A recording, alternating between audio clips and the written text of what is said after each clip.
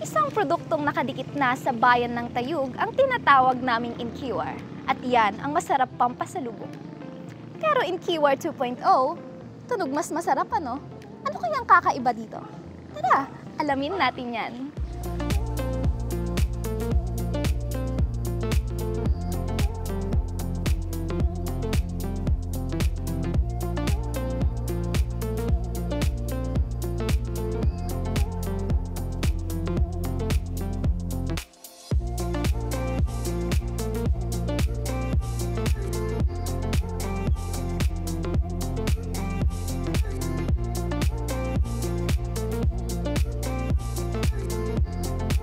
Well, ang kakaiba kasi sa Inkiwar natin is, yung usual kasi na tradition na Inkiwar is may gata and then may sweeten sa toppings.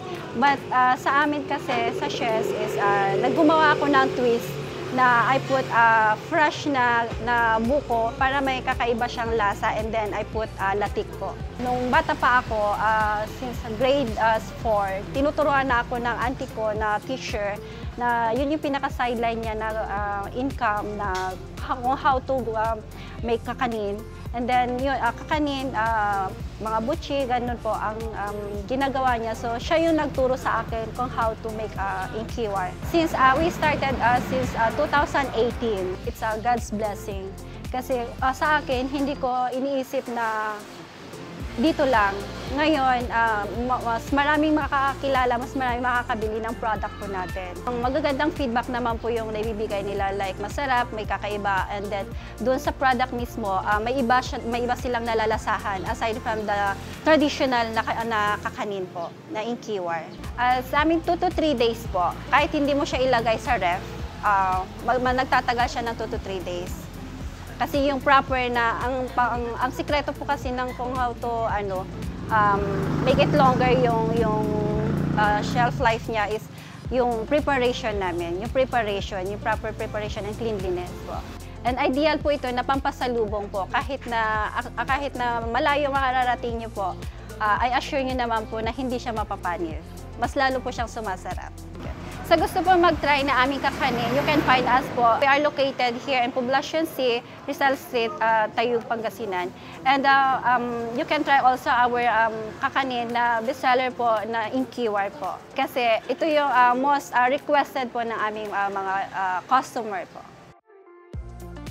Now, the long wait is over. Titikman na natin ang ating pinagpagurang at kiniwar-kiwar. Medyo masakit nga lang siya sa hands at nakakangalay, pero let's see if it's worth it.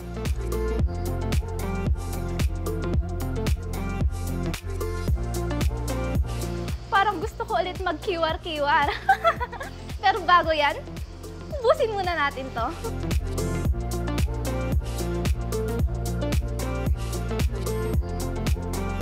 Sarap! Talaga masarap po. Masarap po! Masarap po talaga. Medyo masakit dito pero nawala kanina nung tinikman ko.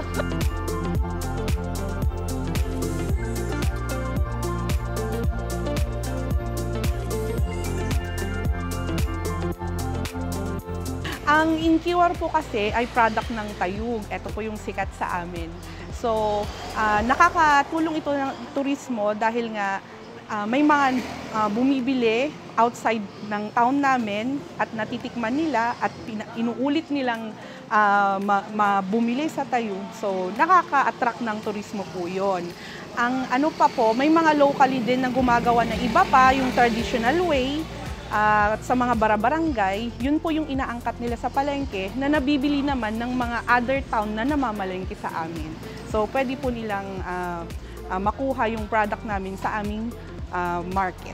The price of their products ay mula 200 to 1,500 pesos. Depende yan sa kung anong klase, size, at piraso. Hindi talagang maikakailang ang Tayug is an agricultural municipality dahil sa produktong ito. Patunay din na ang bayan ay pinananatili ang tradisyon at kultura while being innovative. Kagaya nitong Inkiwar 2.0. Thank you po, ma'am. Babalik po ako sa birthday ko every year.